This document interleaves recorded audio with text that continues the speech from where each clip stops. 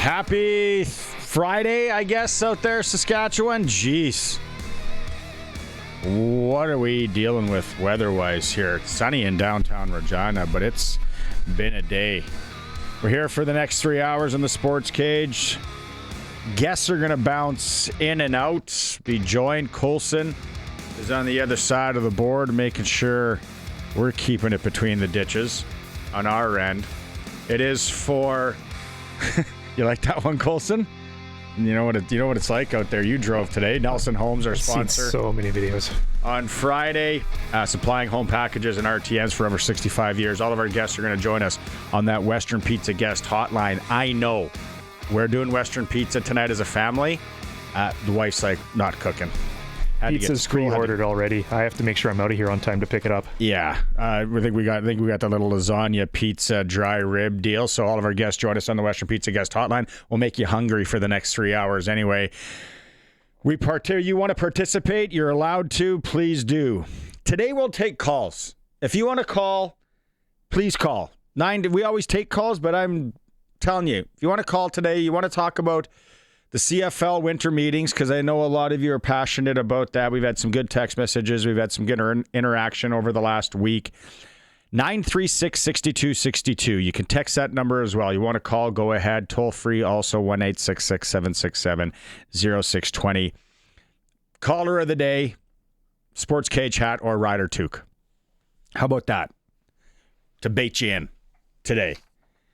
When Stu Johnson, what he's been talking about, is that something that you are passionate about? You want to talk hockey? Because we're going to talk a lot of hockey in hour 2 today. Arash Madani is with us in hour 1. Baseball news in January. Bo Bichette news. Guys are signing for big money. NFL playoffs. We got games tomorrow. We got games Sunday. Let's go. If you're watching the stream, I'll turn around and let you know what's on the back of this jersey in a bit, because I've already had some people go, that's not Tom Brady. Nope, not a Brady jersey. The first game tomorrow is Buffalo, Denver. Arash, want to talk about that. We'll talk about the CFL Winter Meetings with Arash. Sprinkle of the day. We're going to hear from Theo Fleury. He's going to be coaching the Round Lake Bears when it comes to Provincial A hockey, playing out of Ochapowace this year. We caught up with him last night on the Monday Nooner podcast. I talked to Theo about the Olympics. Theo's been to 2 Olympics. Chat with him on what he thinks about Canada going to Italy. What does he think about the rink? Dante DeCaria joins us. Pat's off today, coming off a 7-0 win against the Swift Current Broncos, back in action tomorrow. Hour 2 is where we get interesting, and we go hockey. Eric Francis, NHL insider. We'll talk about other things with Eric as well. You know how we roll. Going to be joined by Sean McEwan from Harvard's radio stations in Alberta. You hear him on The Wolf as well here. Big hockey fan, big sports fan. I thought, let's bring him in. He's a creative guy. His videos are very creative. So he'll come on. Also in hour 2, we're going to be joined by Darryl Wolski. We haven't been talked to him now in probably about 6-7 months. Darryl's a hockey advisor. He's sent players to the NCAA from the junior ranks. He's brought some back. He's also tied in with athletes going over to play in Europe, down into the minor pro leagues in the States. That whole East Coast Hockey League was going to go on strike thing. So Darryl Wolski will join us in hour 2. Hour 3, more on the winter meetings, and we are going to hear Coach Mace talking at the winter meetings and Jeremy O'Day. So there's the program in a nutshell. What are you thinking out there? Cancellations, if there are any kind of cancellations, please let us know. We will pass that on to people. I know some of you are driving right now. We'll pass on road conditions as well. I was just talking to Big Pear down in the pit, and he came back from Saskatoon this morning. Had to pull off the road, he said, at Davidson because they shutter. They said no more travel. Travel not allowed. Then they lifted it.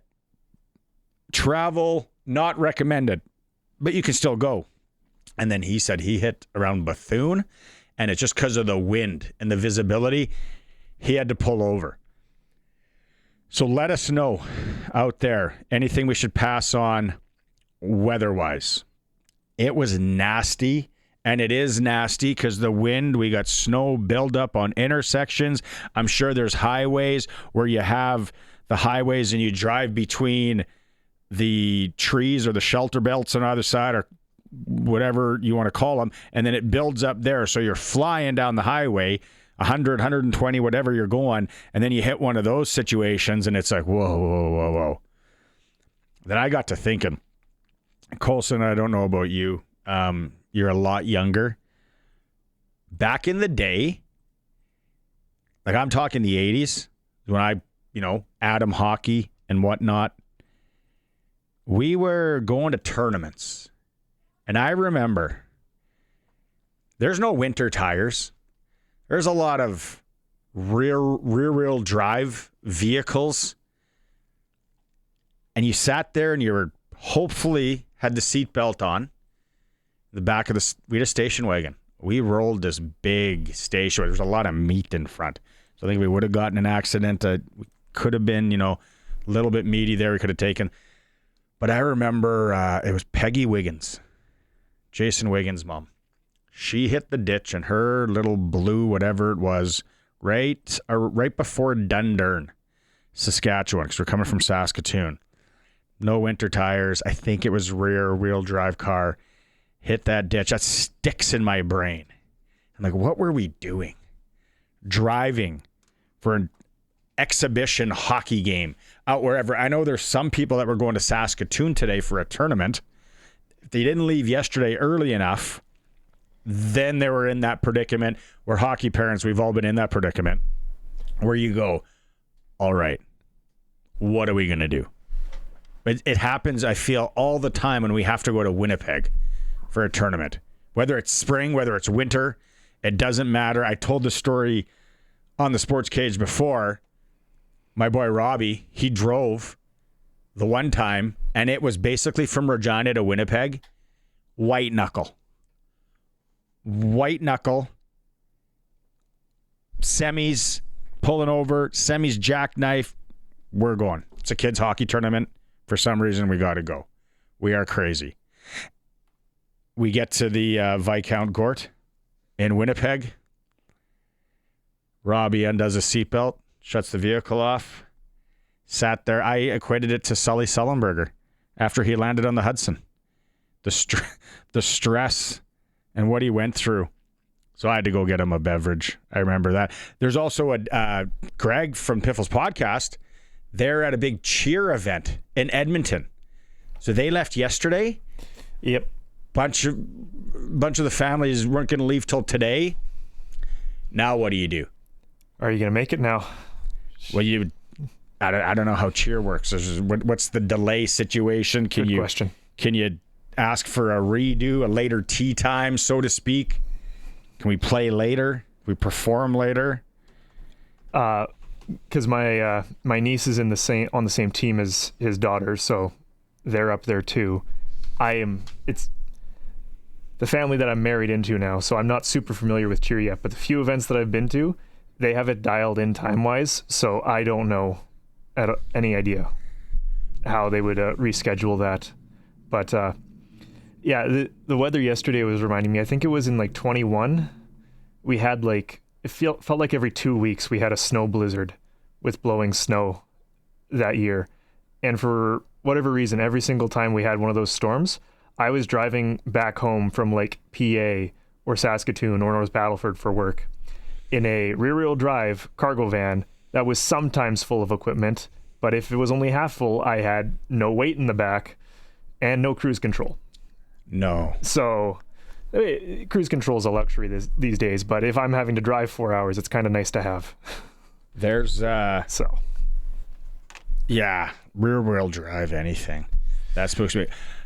Here, Roscoe brings up a good point on the Prairie Land Rentals text line at 936-6262. People, that's to the masses out there, don't complain about Sask Power workers stopping for coffee. How about buy their coffee? A meal. They deserve it. Anybody working outside, last night, weather like today, hats off to you. I told the kids last night, I said, charge your phones. Make sure your phones are charged. We just went through this a few weeks ago, and it was the end of the world. You guys lost your minds. It was like, I only got 10%. It's like, charge them, because this kind of weather, when it's blowing and it's going to be, we could have power outages here. And then the SAS Power Crew's got to go out there and get it done. EMTs, firefighters, police officers, driving. It sounds like SJHL games are going. Sounds like Western Hockey Leagues games are going. Anything else, like I said, let us know. We'll pass it on. If you're driving, be safe. Obviously. And when you're a kid, you're oblivious until you see Peggy Wiggins hit the ditch. But you're oblivious. You're thinking that, dad's got the wheel or mom. I'm okay. It's like when you get into a taxi and you're in a big city. Do I need the seatbelt? Guy's a professional. I'm going to be okay here. He's a taxi driver. Look, he's got that licensing up there. It's all good. We put a lot of trust in sometimes people maybe we shouldn't. Did I ever tell you I worked at the airport for a bit? An airport. Once or twice. When I was younger. And the one thing, there was the baggage guy. Loved it. Such a fun part-time gig. Then winter rolled around. We had to de-ice planes. We were on the de-ice truck. That water is hot. That chemical is expensive. That's what I remember. So they're training me how to de-ice a plane in literally 40 minutes. I'm like, something doesn't sound right here. I don't think I should be doing this. I shouldn't have the responsibility to drive this truck or to go up in that boom and spray down the wings and the tail. You only had to do it certain, and then they would go and don't use too much because it's really expensive. How about I just don't do it? What I'm not responsible enough. Don't we want the plane to take off? Well, we just flew back when we were flying back from Vegas. We're in Calgary, and you go line up there, and they spray them all down, though. They got that situation. And I'm looking at the guy. Oh, and the vehicles are all run by the guy in the boom. He drives the truck now, which is cool where we are, 2026. But yet our replay center and football is still 1980. We can talk about that in a bit. And I'm like, yeah, that guy, we think that's a professional doing the spraying of the wings and the plane. If it's anything like my training, that guy's just chucking her wherever. It's the guy who showed up for shift last. Yeah. You got a video too of course, bike guy. Yep. This morning in that snow, can't see. There's always someone biking or someone going for a jog. When it's windy and snowing sideways, he's got a light though. At least that guy's legit. He knows what he's doing. He's got the big tires, and he's bike guy. Winter meetings wrapped up in Calgary for the CFL. A lot was being talked about. One of the main things, well, there's a few main things, and it's all subjective. Some people think other things, was expansion.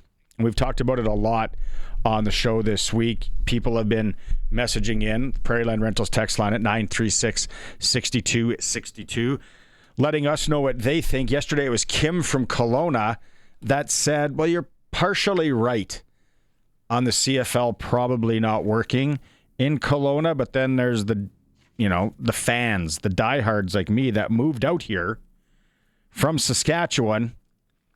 I want to go. I don't know. Is there 12,000 Kims, 10,000 Kims in the interior to go to a CFL football game? That's the one where I go, I don't think so. I don't think that's Kelowna's jam, is to go to Canadian football. Seems a little too posh. They're into different things. It gets hot, all that. But if you missed it, Stuart Johnson on expansion this week being talked about more. I will say that has not been a topic of our winter meetings so far. I think what you heard from me probably the last time I talked about it was over at Grey Cup State of the League and maybe a couple of updates since then. Bullish, yes. Motivated, yes. But no timelines. It's a significant process. I think most who've been following the league have known that we would love to get to a 10th team. I'm no different. Stadium issues continue to be the number one problem to solve.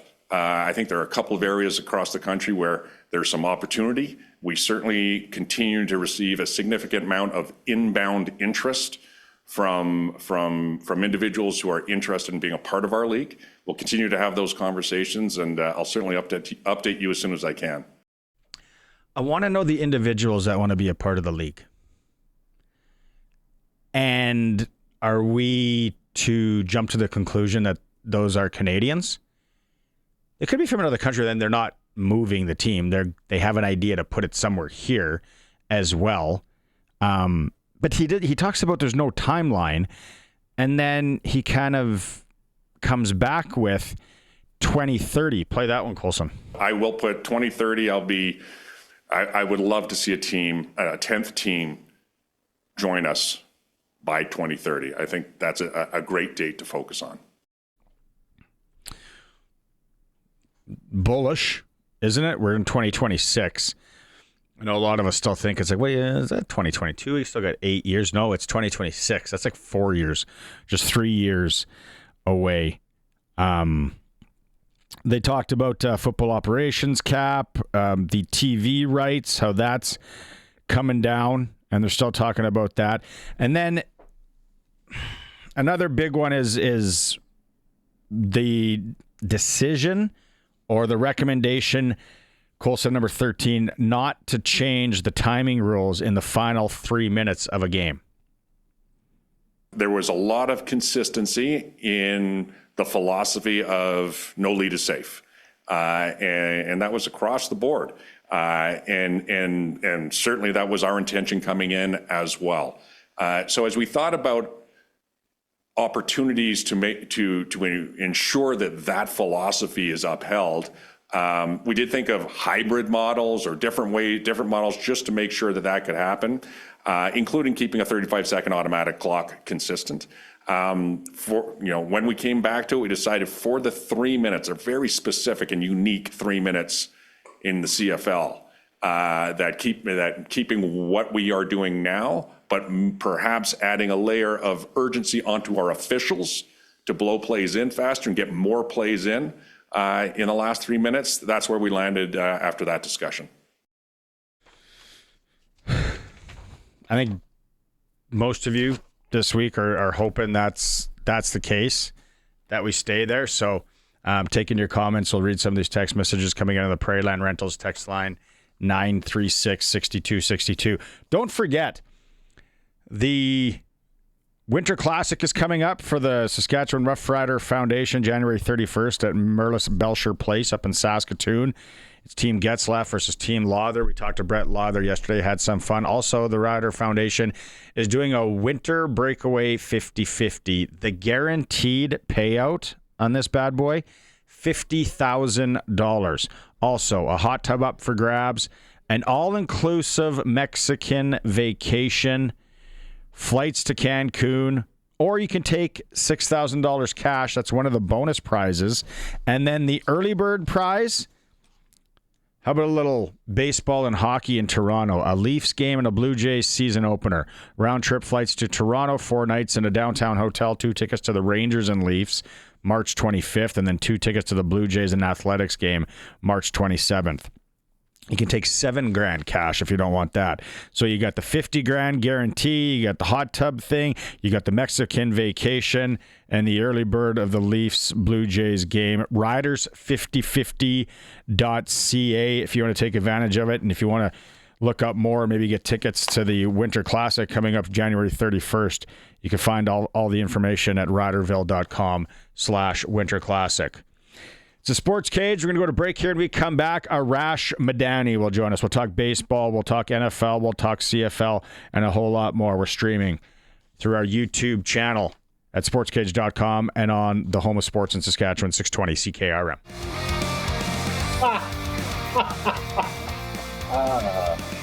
Oh, I love it. I love it.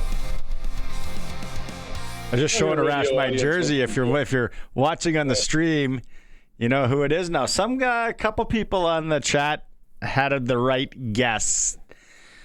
Hey, I was a fan. And then someone's like, let me guess, Patriots fan. Started in the early 2000s. It actually started with Drew Bledsoe. I was a Drew Bledsoe fan. That's how it all started. Sure. Then it continued. He had 2 tours of duty in New England, like long before you were a Patriots fan. He made his debut, drafted or signed at the USFL with the Bears. And then he went to New England like in the dismal Foxborough days and then finished up his career. I'm going to Doug Flutie, by the way. Yeah. The end. The drop kick. One of the greatest highlights in NFL history for me. Along with the Atlanta Super Bowl and then the interception on the goal line. And So shameless self-promotion. I do a weekly show with Doug Flutie and Milt Stiegel called Flutie versus Stiegel. Go figure. Available on Spotify and Apple. But we were chatting a couple of weeks ago after the show. It was when the Raiders made their coaching change. And I said, man, I asked Doug, because he was with Brady for a year or two there in New England. I said, what do you think Tom's going to do? And he said, Tom is like every stone unturned. He is going to have his fingers in everything. He said in all the time he spent with Brady at the facility, he never saw him disheveled. Like Tom would even show up to like morning meetings put together. He's very meticulous. That Tom Terrific is what Flutie had to say about your boy, TB12. I think he was married to a model, which is probably not a super model. Yeah, probably wasn't a lot of schluffing around, a lot of going out without makeup on. And Tom had a lot of work. Tom's had a lot of work done himself, though. Yeah. Tom looks like he should be driving an Escalade in downtown Kelowna these days. Do you not find Tony Romo's done the same, but it feels like whatever needles that froze his face have kind of moved into his brain the way he's analyzing games these days? I would say Troy Aikman. I would say Troy Aikman has had some work done. Lots. Yeah. But Troy's still an elite analyst. I don't know what's happened to Romo. It feels like Romo has no idea what's going on the field these days. He just kind of doubled things down with predictions, and it was like, some are gonna hit, some's gonna be black, some's gonna be red. Let's put our chips. Can't really put it in the middle. So yeah. Okay, where do we? They're spinning the ball, Jim. They're spinning the ball around the wheel. It's gonna be black or red. That's good. Jim. That's good. That's good. Okay, let's start with baseball. Oh, some money. Yeah. Bo Bichette. 3 years. 126 to go to the Mets. The reports are he's going to play third base. Barney, I just never got the sense at the end of the season, I know you and I talked at the end of the World Series, that Bichette was coming back. It felt like the organization wasn't really interested in a long-term deal with him, and Bo didn't really have any interest in a long-term deal with the organization, and this was almost inevitable. Now, I will admit, I'm a little surprised it was the Mets. I thought the Phillies or the Red Sox made a ton of sense. But what we've had over the last 24 hours are 2 guys, top of market guys, Kyle Tucker last night, Bichette today, who have signed short-term, heavy cash deals. They're not signing the law. Like Vladdy signed 500 over 12. Mm-hmm. Tucker last night, 4 years. Bo, 3 years. My sense in all of this, Barney, is that we're looking at a labor stoppage in 2027, and these dudes don't want to lock themselves into something. They want to have the option of seeing what's going to be out there if there's going to be a new CBA. Very, very interesting. Do you think the Jays were actually in play with Bichette? I know we talked about it at the end of the season and where things have gone here. Was that the number that maybe Beau's representation was throwing out or around there, and they were just like, hey, we're out? Or how do you think it went down? Like, has this been something that probably didn't happen overnight? No. I spoke with a well-placed source, late November-ish, well into the offseason. Maybe it was even into December. And the sense I got then is that the Blue Jays didn't really have interest in bringing Bichette back. Mm. I also never really got the sense that Beau wanted back. Now, inject into the conversation $42 million per times 3 when you're paying Vlad what you're paying, when you're paying the pitchers what you're paying, et cetera, et cetera. I almost think it almost made it a non-starter.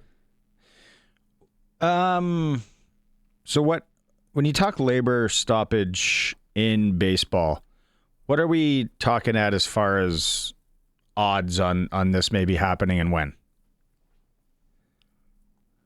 I would be shocked. I would peg it at this. I would say there is a less than 5% chance that the 2027 season starts on time. Oh. I would be shocked if they play 80 games. Like, it's a 162 game season. I'd be shocked if they play 80 games. I would not be surprised if they do not play baseball in 2027. Who takes advantage of that? The owners. The owners hold all the cards. And the owners are hell-bent on getting a salary cap in. Like, look, last night or yesterday afternoon, Steve Cohen, the owner of the Mets, tweeted, "I'm looking for smoke." And what he meant by that is, when there's a new pope, there's white smoke that comes out of the Vatican. He was talking about that with Kyle Tucker. The Mets were convinced they were going to get Kyle Tucker. And the Blue Jays were pretty confident, hey, we're going to get Kyle Tucker. And then you know what ended up happening? The team that's won the World Series the last 2 years, that has like 6 of the richest contracts in the game, the Dodgers ended up with Kyle Tucker. And it's like, God bless them. They're willing to spend, they're making the investments, etc. But the way the economics of the game work now, unless you have an owner, an organization that is they just care about winning, there's no financial incentive to win. The Colorado Rockies lost over 100 ball games last year, and they ended up like top 8 in revenue overall last year because of the distribution of the media rights and merch and all that kind of stuff. So it's like, okay, so if we spend $400 million on payroll, or if we spend under $80 million in payroll, we're still going to be top 10 overall? Huh. Yeah. The salary cap, when you, like, again, I not a big, huge baseball fan, was really riding it this year. It was a lot of fun. It's a casual outside observer. It's like, how is there not? Like, and then you have what Los Angeles is doing here. Let's move on from baseball. We'll go to NFL in a bit. CFL Winter Meetings. What jumped out at you from everything that you heard? What piqued your curiosity? Well, I heard you throwing some sound before the break. I watched the entirety of Stu Johnson's State of the League, or update, or whatever you want to call it, afterwards. I really... I was taken aback at the way people are positioning stories based on things that are just said, but not with the spirit and intent of what the commissioner is saying. Okay, the question was posed about expansion. And Stu said, look, we have no timeline. We don't know. There are inbound calls. We're listening. Stadium remains issues across the country. Nothing is burning. Nothing is imminent. The follow-up question was, would you say by 2030 then that there could be expansion? Stu was like, you know what? If by 2030 we have a team, that'd be a great timeline for us. And then suddenly the story is CFL hopes to have expansion by 2030, which was not at all the spirit of what the commissioner was saying at all. But it's like there's this appetite by some people out there to try and create content or a storyline that doesn't exist. That was puzzling to me. That was one. The other is I just don't understand why, at a time where the league wants to be innovative, where the league wants to make all these kinds of changes, they're still stuck in the dark ages in the final 3 minutes. We're going to play with a certain play clock for 57 minutes. We're going to change and do things differently. But in the last 3 minutes, and this guise of no lead is safe, just because the clock stops after every play doesn't make things exciting. We saw playoff games last year that just dragged. Offenses doing next to nothing. You're not incentivizing teams to have hurry-up offenses, to run 2-minute offenses, etc. I thought that was a real miss by the league. There are ways to make the last 3 minutes a lot more exciting. The way the clock is working is not it. What would you do if it was up to you?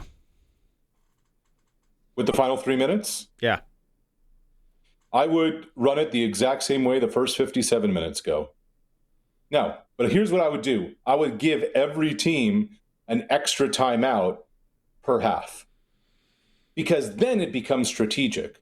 Like when we watch the NFL playoffs last weekend, this weekend, whatever, because we all play Madden, we feel like we are actually knowing how to operate the clock. And you know what? In a lot of ways, we're probably better than some of those coaches.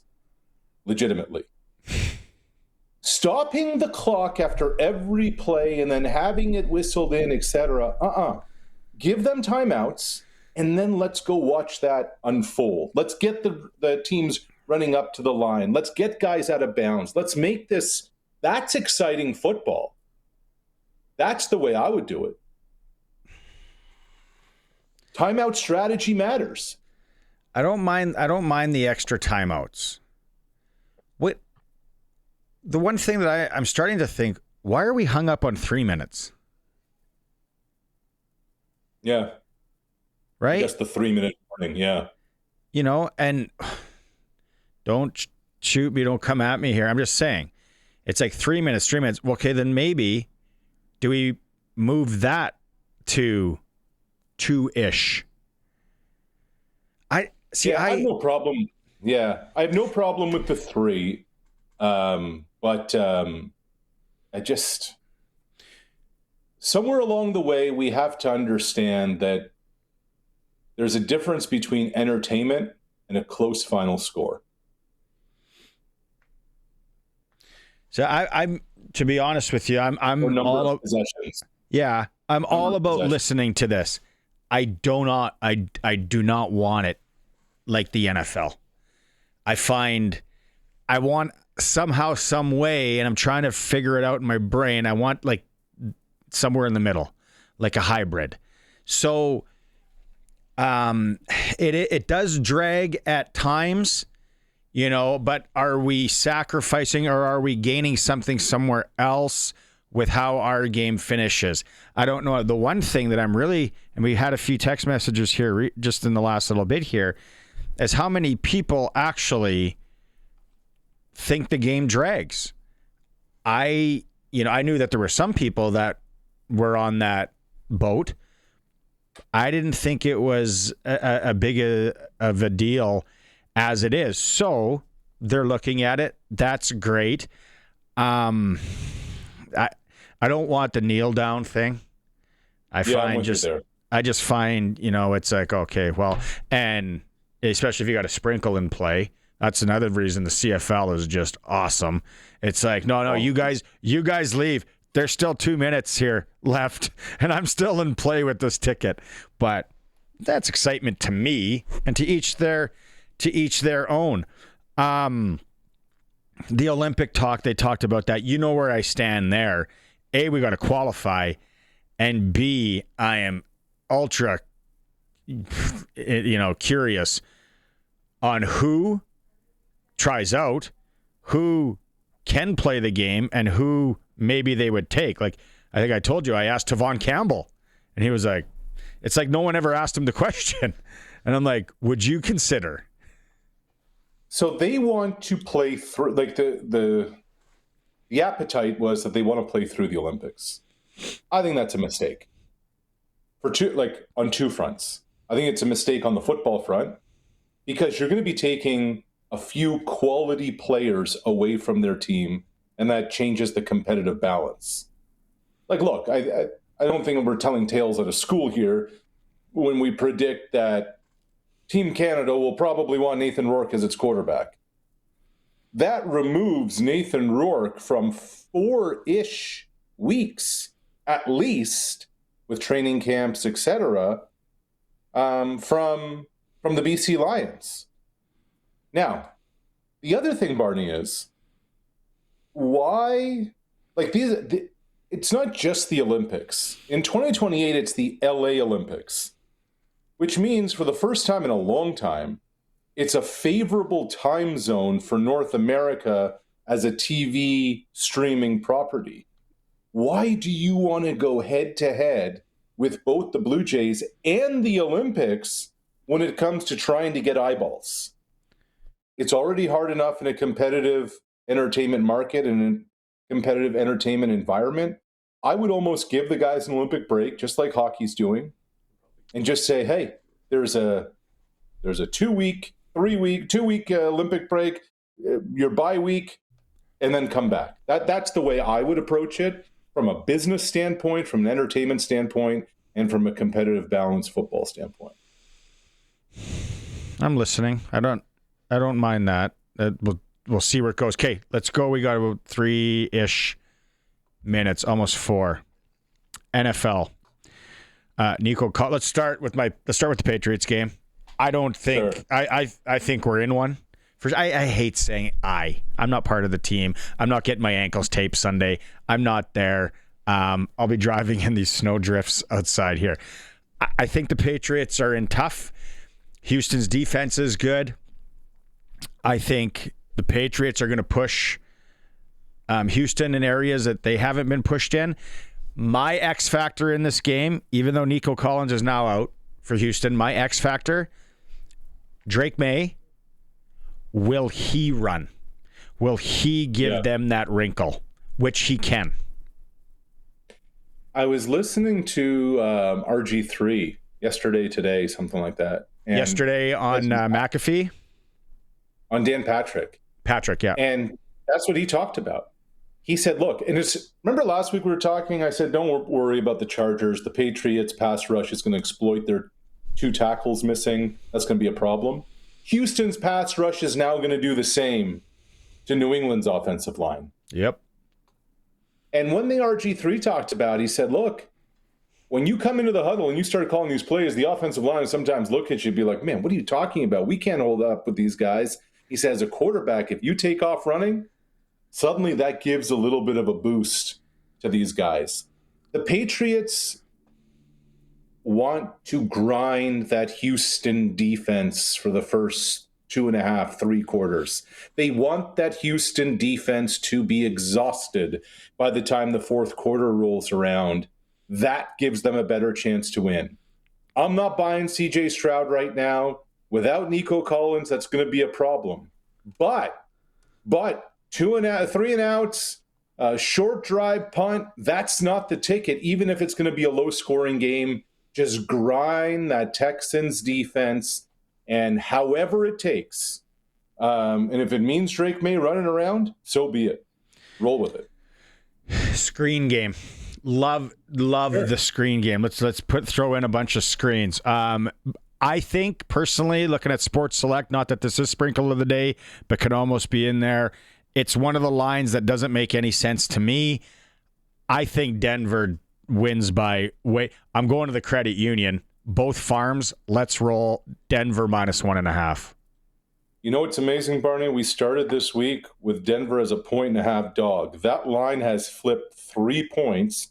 You can understand why. Who is Josh Allen's number 1 skilled player weapon? Himself. Himself. It's Josh Allen versus the world, but there is not a legitimate receiver. I guess Brandon Cooks that he can rely on. Denver's defense just had a week. It's tough playing up there Mile High. I'm with you. I like the Broncos a lot. We're going to see a lot. We're going to learn a lot, I feel, about the Buffalo coaching staff in this game. The wrinkle, the chess match, what are they going to throw at him? Because Denver is going to go, that's the guy we got to stop. Do you have any? Yeah. Now, where's the coaching come in? Colson's looked it up. I think he's got some viz of it. It's going to be ugly. It's going to be cold in Chi-Town.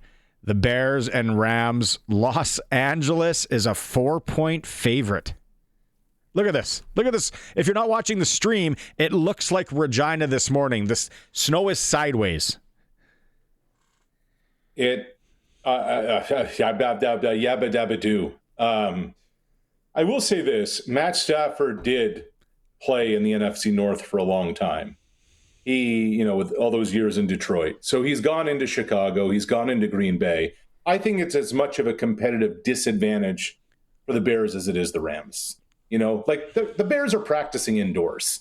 They're not putting their players out there. Like, the question becomes, how do you count out Caleb Williams in the fourth quarter? He's a video game. Like last week, he had almost 200 total yards, 2 touchdowns, no picks in the fourth quarter. They're a different team in the final 15 minutes than they are the first 45. I thought we were going into like some Flintstones stuff here with the. I thought you wanted to. No, Fred. 49ers Seahawks. A guy with the name of Barney. I better be able to do a Barney impersonation, right? That was pretty cool. 49ers Seahawks. I can't see it. I would love to see it for the storyline. This would be Miracle Herb Brooks style, where how banged up, not that level, I mean, I'm being facetious, but how banged up San Fran is, and they went into Philly and won. Speaking of coaching staff, and Brock Purdy he's a baller, man. I didn't really believe in him, starting to really believe. Let's go with the spread. 7 points, Seattle. I am old enough to remember 2 Saturdays ago when San Francisco went up to Seattle and got smacked around and their offense couldn't do a thing. We spend so much time talking about Sam Darnold not being a playoff performer, and we spend so much time talking about the Texans' defense, that what Seattle does on the defensive side of the ball is almost lost here. That Seahawks D is legit. My prediction, actually, Barney, is that the Seahawks are going to the Super Bowl. So I just think they roll San Francisco again, just like they did 2 weeks ago. All right. We're up against it. There we go. It'll be interesting. We get to regroup on Tuesday. Tell Doug. I owe you an interview with Doug Flutie. We will make that happen. I had forgotten. I love that. Yeah. All right, buddy. Have a great weekend. You too. There he is. Arash Madani, Coast to Coast with Arash Madani is brought to you by Brian Gawley and Smart Investing Solutions. Be smart with your money. You can call Brian and his team, 546-2533. It's a Sports Cage. We're streaming through our YouTube channel at sportscage.com. All systems are a go in the Western Hockey League. Swift Currents in Saskatoon. Prince Albert at Lethbridge. Moose Jaw continues their U.S. swing in Seattle. SJ, from all signs, we'll go there too. Let us know if we got anything missing. Estevan's home to Melfort. Weyburn travels to Melville. Yorkton at Nipawin. Warman hosting the Battlefords Kindersley in La Ronge. PJHL, the Prairie Junior Pilot Buttes at the Regina Capitals. Assiniboia at Moosomin. Canada West Curling Championships continue in Edmonton. All the details at sportscage.com. It's for Reliance Heath. $200 back with your water heater right now. Some conditions apply. Call on Reliance. Regina Pats off tonight, but back in action tomorrow at the Brandt Center. We talked about it the other day. We're talking about a lot. Points have a premium right now. Pats big win over Swift Current, 7-rip. The other night, Dante DeCaria, voice of the Regina Pats, joining us. Before we tee up tomorrow night's game, Dante, 7-0. We don't see a lot of 7-0 games with a young Regina Pats team anymore. And was it a first shutout for Schlenker? Yes, it was. First WHL shutout for Marek Schlenker, so that's super exciting for him. So congrats to Marek. I know it's only 22 shots on net, but he had played some really good hockey leading into that game. So from speaking to, some of his teammates after the game, they really felt that he was finally rewarded with a shutout, given that, he had played so well leading up. And yeah, season high 7 goals. To win 7-0 is always pretty exciting, so it's on to the next one, right? We go tomorrow night. Victoria's in town. Victoria's trip here every other year. They are, I guess, kind of, I wouldn't want to say struggling, but they're in 8th in the West Conference, so their points are at a premium for them as well. The Pats are 8th in the Eastern. What can you tell us about Victoria? Victoria's a good team. Now, obviously, everyone understands that they did lose some star power in the offseason. Keaton Bearhoff, obviously, and, Cole Reshny leaving. And those are 2 players that played for Team Canada at the World Juniors. So you knew that they were going to take a little bit of a step back. They finished second in the entire Western Conference last year of 91 points, and they made it to the second round before being, taken down by Spokane. So they're not necessarily as deep as they were last year. They're very good in net. Ethan Eskett is their goaltender. He's one of the top goaltenders in the WHL for save percentage, goals against average, and wins. So they're very good in net. As far as their forward group is concerned and their record, they might be 8th in the West, but they do have 17 wins this year. Regina has 14. They're above 500. The Pats are not. So the Western Conference is a little bit of a tougher conference. It looks like all 8 teams are probably going to finish with an above 500 record. If you look at the Eastern Conference, Moose Jaw, Regina, 7-8 right now, are probably going to finish the season with an under 500 record. Now, obviously, things could change. So Victoria's a very good team. You can't underestimate anybody in the West. The big thing to talk about, Barney, is that the Pats have not picked up a single victory against a Western Conference team this year. So that needs to happen tomorrow. Sure does. Take note, people, 6 p.m. puck drop, because it is a Saturday start. It's Be a Superhero night. What does that mean, Dante? Mm-hmm. Well, what that means is that we're continuing to raise funds thanks to RE/MAX. The league has once again partnered with them. Usually it's Nickelodeon night. This year it's Be a Superhero night. So the Regina Pats will be wearing superhero-themed jerseys, and they will be auctioned off after the game. Auction runs until 7 p.m., and then fans will have the opportunity to go on the ice, the winning bidders, and get their jerseys signed right after the end of the game. So that's always kind of a fun touch. The league and RE/MAX have always kind of done something like this over the last couple of years. The cool touch to this game and to the specialty jersey is that Pats players will be wearing actually some capes during warm-up, and Captain Efren McNutt for the ceremonial puck drop will be wearing a cape. And then we've got, kind of a nice little touch planned. I won't give it away just yet. So specialty jersey night, obviously pretty exciting. We've got 2 more after this one remaining in the season, the Indigenous Celebration night and the Fan Design Jersey night. So it's always a fun time with that. Tomorrow night, will Maddox Schultz, Liam Pugh be in the lineup? They will be in the lineup tomorrow, both of them. Fortunately, they will not be on the Alberta road trip next week. Just kind of how things add up with their schedule with the Pac Canadians and obviously, the Circle K that happened and everything like that. They're mostly going to be playing home games given how their schedule is kind of based off what the Patsies are doing. So they'll be playing pretty much every home game the rest of the season. Right on. All right. Have a good one tomorrow, Dante. All right. Thanks for having me. 6 p.m. puck drop tomorrow night. Victoria's in town. Yeah, that's interesting. The Pats haven't beat anybody from the West this year. Superhero night. Whatever your favorite superhero is, dress up as that. I was a big Astro Boy guy. Or Ace. Didn't like Gary much. Ace wearing a cape for the face-off. Reminds me of Larry David in that Seinfeld episode. George's dad is walking around with a guy with a cape. 6 p.m. Brandt Center. Regina, Victoria, tomorrow night. You want to go? 2 tickets right now. Colson's telling me. 2 tickets. If you want to go to the Pats game, call right now. 936-6262. And you could be going to the Pats and Victoria Royals tomorrow night, 6 p.m. at the Brandt Center. It's a Sports Cage on the home of the Pats, 620 CKRM. Friday Sports Cage, like he said, it's for Nelson Homes, supplying home packages and RTMs for over 65 years. Prairie Line Rentals text line is open, 936-6262. Let us know about the roads in the area. I'm looking at the old highway hotline right now. Travel not recommended. It says Highway 33 out of Regina. Says highway not recommended in around Pence and Bell Plain as well. And then south to Avonlea. North on the 6 doesn't look super great as well. Let us know. We can pass on the information. Sounds like all SJWHL games are a go. Maybe there's some senior hockey games that are going to be canceled, some rec hockey or minor hockey as well. I know some people were going up to Saskatoon today and they pulled chute, and I started talking about when we were kids. Remember in the 80s? No winter tires, rear-wheel drive, seatbelt on. Mom and Dad, they were pros. Nothing was going to happen. Then outside of Dundurn, we saw Peggy Wiggins hit the ditch in her little rear-wheel drive vehicle with her son. I was scarred. After that, it's scary out there. It was snowing sideways all day. It wasn't a great day. Bike guy was out, though. Colson found video of bike guy out there. I'm sure there was someone jogging this morning. Doesn't matter what the weather is. There's people always doing that. This hour, there he is right there if you're watching the stream. Good on you, bud. Good on you, going for a rip on your bike when it's snowing sideways. I teed this up.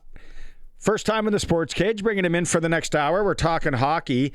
Young Sean McEwan, you hear him on The Wolf, our sister station. Also, X in Calgary and X in Red Deer. Am I missing any X's, Sean? No, none that I would want mentioned on the show, at least.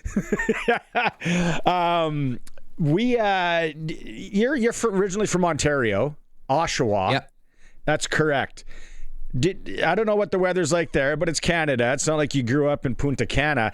Any, back in the day, those hockey tournaments, mom and dad loading you in and being like, should we really be on the highway here right now?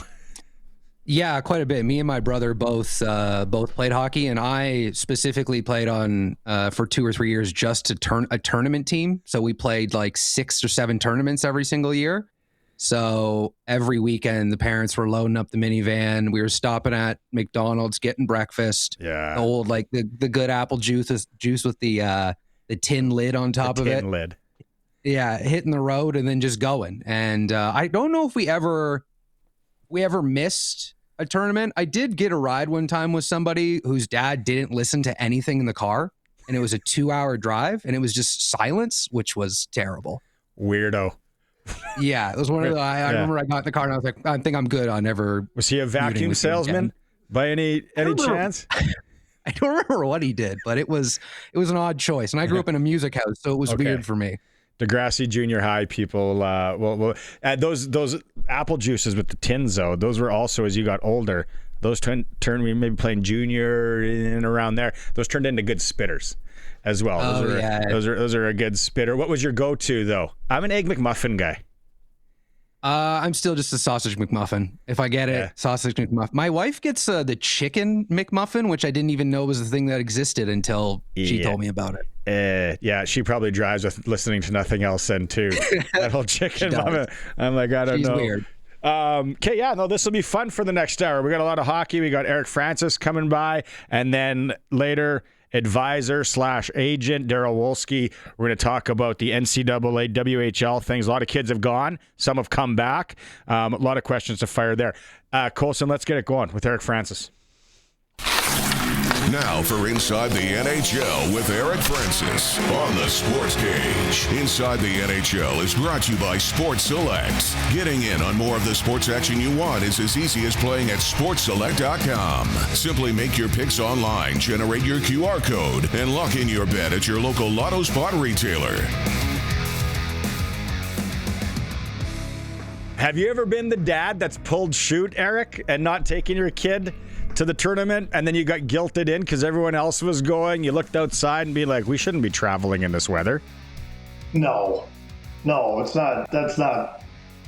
It's a great topic because I do remember like 3 or 4 of my kids' tournaments right now that come to mind. Tiny little towns in the middle of nowhere, which means that the final hour getting in there is going to be on some road that 4 cars have traveled on in the last 2 days. And, all this, what it harkens back in my day, driving in the back of my dad's 1985 Buick Skylark. And we were always late. My dad was always late coming back in to pick me up and then take me to the game. So I'd be in the back seat putting on my equipment, like as we were going, no seatbelt, nothing. And so we could be in a storm, it didn't matter. Obviously, this predates, having Google Maps and all that. So you'd have a hand-drawn map to try and find some arena you've never been to in the middle of nowhere. And my dad thought it was safe to just be in the back putting on all my equipment. In all the years of driving my son to hockey, I don't ever remember once being to the point where we're putting on the equipment, arriving at the arena, the game's already started, I'm putting on my skates and joining mid-period. Like, I don't know what's different in the world, but it's just never happened to my kid. It happened to me all the time, though. It was a station wagon. We had a station wagon. Then we had a truck that I think was rear-wheel drive. I don't remember pulling the chute at all. Winter tires, that was outer space talk. Yeah. If you had winter tires, like, come on. But it was like the bit that comedians do about taxi drivers, where you sit there and you go, I don't need a seatbelt. This is professional. Like, your parents were driving in the worst weather and all that, and you're just sitting there going, I'm okay. Like, mom and dad are driving here to this hockey tournament. I'm going to make it. I never got dressed. I don't remember at all ever getting dressed in the vehicle, though. I bet it happened to me 50 times. And again, that was obviously my dad's issue. Like, nowadays, my kid is told to be at the game 1 hour beforehand. When I was a kid, it was like, game starts at 7. There we go. There's all the information you need. Here's this crappy map to help you find the arena. And by the way, if you don't get injured in the back of your car because you're not wearing a seatbelt, the smoking that your dad's doing all the way to the rink is probably going to kill you in the long run anyway. So it was a perilous, I look back at it, and it was quite perilous, but it was worth every minute of it. Dan Seals comes on the AM radio. You're putting on your Cooperalls, or if you were rich, you had the CCM ones that ripped into pants. You had the little zipper. The zipper, yeah. Had those. I had those one year, but the crappy thing about those were they were always too short, so they looked like floods. So you just felt like a dork because your Cooper, like even Cooperalls, didn't matter what it was. If they were too short, you looked like a goofball, and you were getting chirped the whole game. So that didn't work out. No one used the stirrup under the skate. Like, after a while, if you used the stirrup, you were kind of a nerd. I forgot about the stirrup. Rick Tocchet, those guys used to wear the stirrup in the show, man. That was awesome. Did you wear Cooperalls, Sean? Yeah. No. Those were long gone before I started playing hockey. I didn't even know those were a thing until I got older, and I remember seeing highlights from like the late 80s and being like, are they wearing sweatpants in the NHL? And these clips to my dad. So do you remember Barney? Part of the reason why they abandoned them was because they were too dangerous. They were deemed too dangerous because they were so slick. If you fell on your knees and you'd careen into the boards, at least those old wool socks would slow you down to some degree. But those things were like those made out of the same NASA material that they would make sleds with. And you would pick up speed on the ice. It was incredible. And I love when teams try and bring them back. It's great. Okay, I got coming up later. Last night on my senior hockey show, we're talking, and Todd Holt is texting. He brings on Theron Fleury. Why Theron Fleury? Because Theron Fleury is coaching the Round Lake Bears, who are playing out of the Achapoways First Nation in Provincial A this year. So Theo jumps on. We chat. Why is he doing this? All that. He's played in some rec tournaments, actually. It's kind of a cool interview. People want to go listen to it. They go to the Monday Nooner. But then I specifically asked Theo about the Olympics that are coming up, and the rink is too small, and the dressing rooms look like, an Atco trailer that isn't finished, or a sea can. So we talk about the Olympics, and I'm going to play that in hour 3, that part of it. So I'm going to trivia, and Sean, I know you're a little bit younger, but trivia to both of you guys here, because Theo played in 98, and then he won it again in Salt Lake in 2000. I think it was, because there was the 2-year gap there. Now, everybody always goes back to Nagano, and the big hat was the arena, and Gretzky was there, and they had those weird, funny hats, and we were going to win. It was like, what? And then we end up losing in a shootout, which Theo talks about next hour, and how pissed he still is about it. Now, the shootout. Can you name In order, who shot for Canada? Either of you guys? I know Chris Pronger did. He did not. He didn't? I thought he did. I think Al McInnes was one of the shooters, was he not? He did not. People said he should have went down and ripped it. Yeah, so I want to say, I think I saw this the other day, because this was the tournament that Forsberg scored with the one-hander. No, that was Right? a world champion. That was a world championship. That was when Paul Correa was playing for Canada World Championships. And he Okay. So the first shooter for Canada, and he talked about this when we had him on the pod a long time ago, because the ice was so bad. It's not like now when they bring the Zambonis out and all that. Well, people are starting to come on the text line. Shanahan was the last one. He was the guy where Bob Cole was like, he's got to score. He's got it. No. And it was almost like, okay, now what? We didn't plan this part. What time's the bronze medal game? Like, there is a bronze medal game? Theron Fleury shot first. Wow. The defenseman that shot next, anybody? You said Pronger. It wasn't Pronger. One of the best defensemen in Canadian history. Niedermeyer. No. Oh, Scott Stevens? No. Paul Coffey. Is he on that team, or is he already Wasn't on the retired by team. then? Oh, I have no idea. This is killing me. This defenseman ended up winning a cup. Finally. Oh, Ray Bourque. Ray Bourque. Oh, Third shooter is the tough one. This is the one when he was. Because they went 5 shooters. And they all missed. Third shooter, great skater, really good edge work back in the day. Played for the Flames for a bit. Played for the Flames when he was young. Either Gary Roberts or Doug Gilmour. Oh, this is a great question. I thought you guys would have been rattling. No one on the text lines got it either. Great skater on the Flames. Craig says Forsberg versus Korea 94 Olympics in Lillehammer. That's right. That's what it was. That's what I was thinking of. Yeah. I thought it was World Championships. It wasn't Olympics, so I was wrong. Joe Nieuwendyk. Shot third. Weird. What? Who won 2 cups. He won a cup with Calgary and then one with Dallas. Yeah. And Jersey. He won one with Jersey too. I think he won 3 cups. Have fun spelling that last name, Colson, but see if Joe Nieuwendyk won 3 Stanley Cups. Yeah, wasn't he in the trade for Arnott? What's that? Wasn't he going the other way with Jason Arnott in that trade? With Dallas and New Jersey? Might have been. Well, might have been.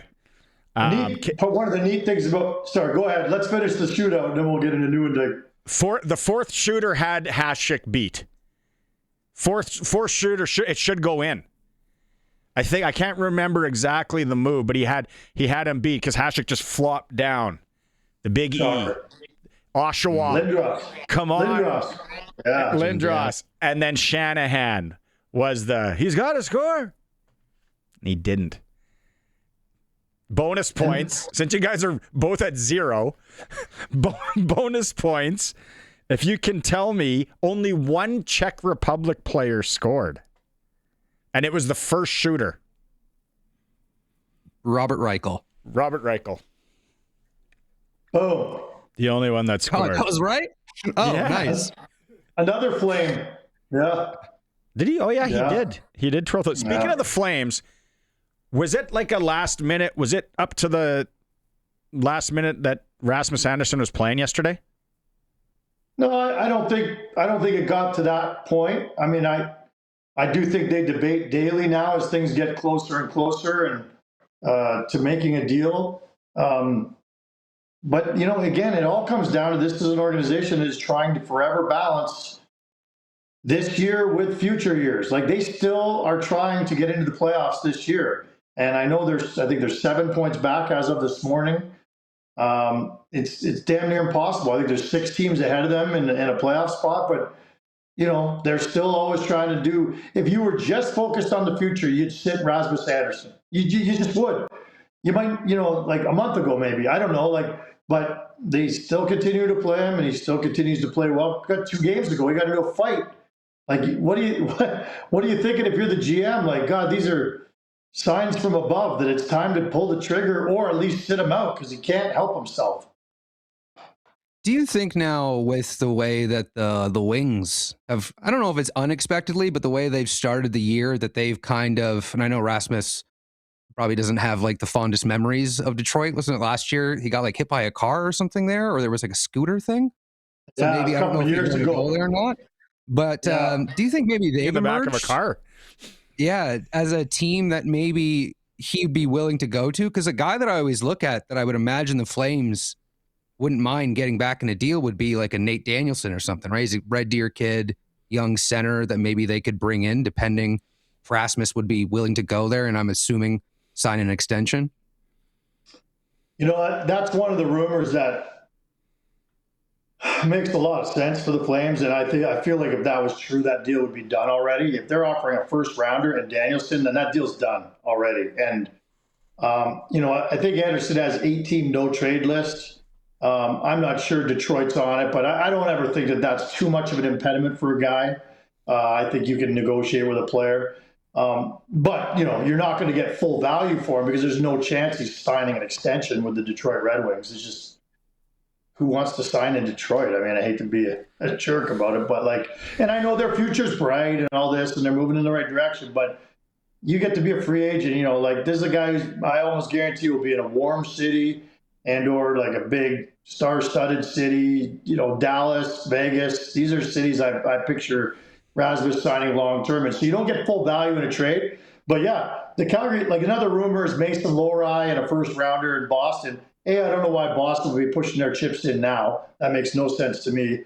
Second of all, the Calgary Flames don't need more defensemen. I'm not saying that they've got a great defensive core, but what they need is skill. They need people who can score goals. And so I think the Danielson rumor makes a whole lot more sense than a Mason Lohrei.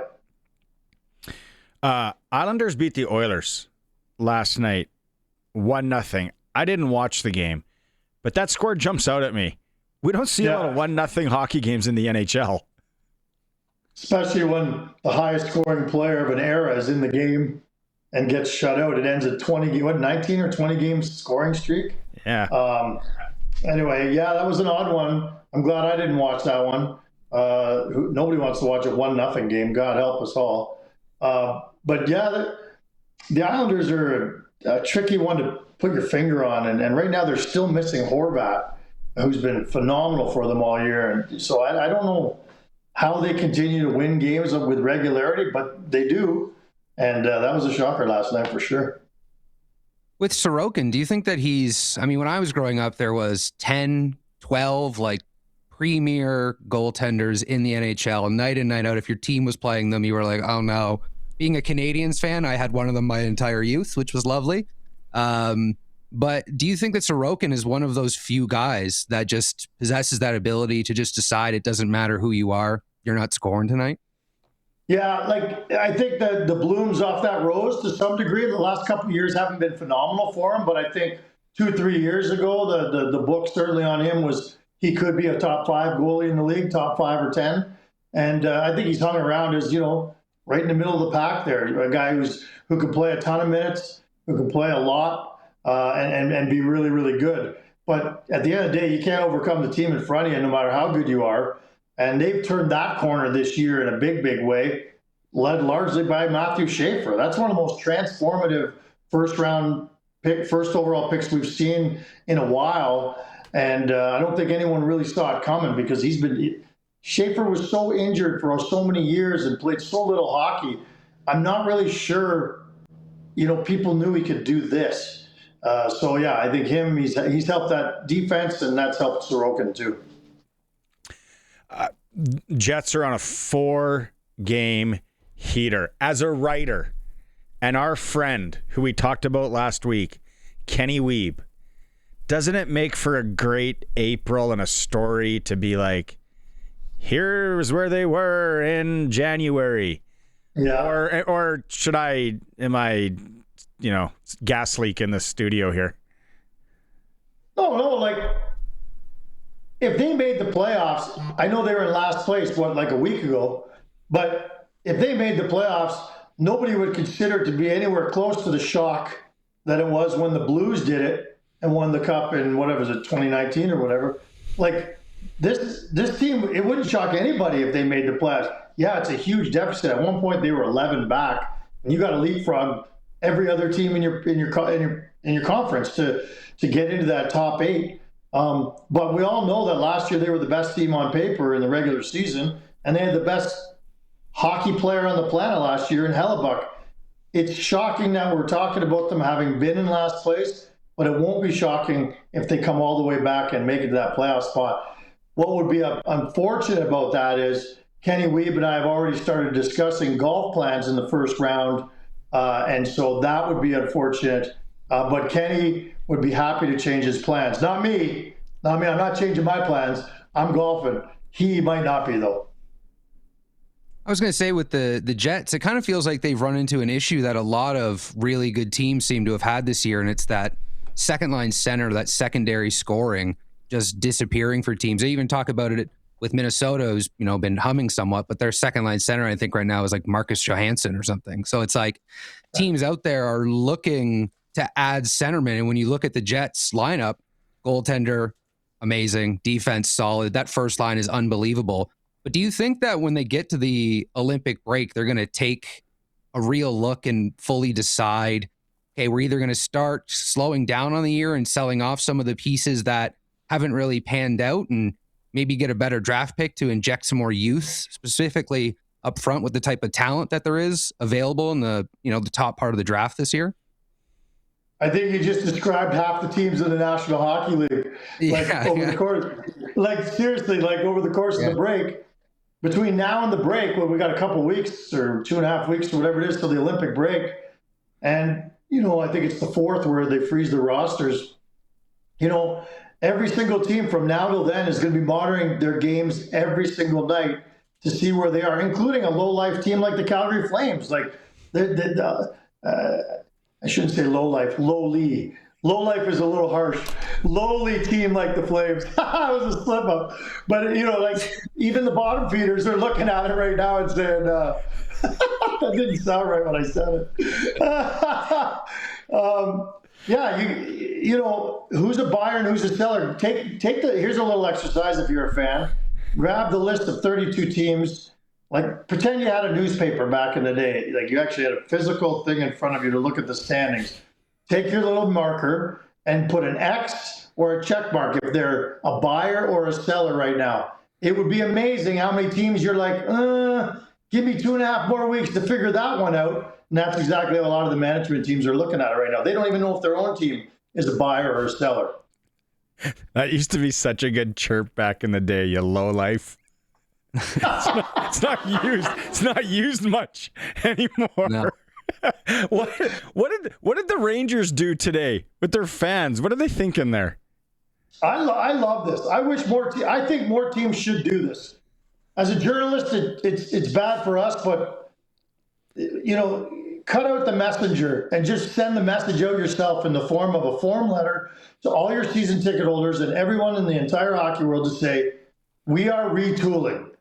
They basically announced that they're not signing Artemi Panarin and that they're going to be trading him. So suddenly there's a new name on the top of the trade list that everyone's going to add now. And that's exciting too. And also attracts a ton more buyers when you do something like that. I just think too many teams, the first thing I thought, so they sent out a press release or a message to all their season tickets holders saying that we're retooling, we're not rebuilding. We think we've got a nice core here. We're going to augment the youth movement here. We're going to say goodbye to some great players we've had in the past, and we're going to retool. This hasn't been the season we wanted. Calgary Flames should do that, in my opinion. They should send out a note the same thing. You could do it through the media if you want, but I don't even think they know exactly what their message is. My number one question when I see Craig Conroy next is I'm going to say, if you had to write that letter, what word would you use to describe what you're about to do? And you know what I think he'd say? Why would we telegraph that to everybody? And that's actually a pretty good answer. Why would teams be so open about what they're going to do next? because the element of surprise can also help a team when they're trying to build or make trades and moves. I don't know. Anyway, I love what the Rangers did. They did it about, 5 years ago and telegraphed that they were doing something similar. I think they're trailblazers, and I think more teams should do it. You got anything else for him, Sean?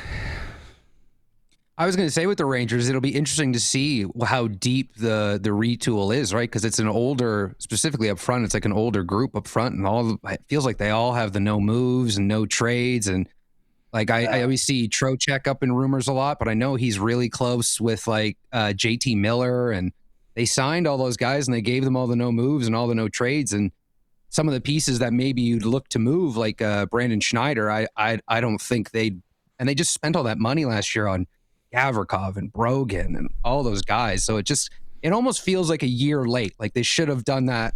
Like it would have been better if they were bad last year before they kind of got themselves some of those extra contracts.